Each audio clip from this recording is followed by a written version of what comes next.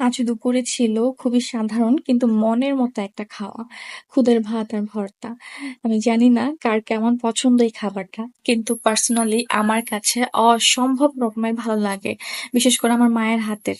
আর আজকে আমি যেটা খাচ্ছি সেটা হচ্ছে আমার শাশুড়ির হাতের।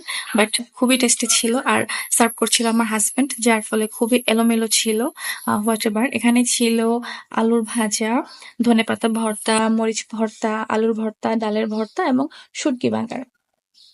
তো মানে প্রতিটা বাইটে যেন আমি খুব বেশি তৃপ্তি পাচ্ছিলাম। আমার কাছে মনে হচ্ছিল মাছ-মাংস থেকেও খুব বেশি মজা এই খাবারটা আমার কাছে। এই মেঘলা দিনে ভর্তাগুলো দিয়ে ভাত খেয়ে আমার দিনটাই মনে হয় সুন্দর হয়ে গেল। আর আমি কম ভর্তা নিয়েছি বিকজ আমি ঝাল খুব কম পছন্দ করি।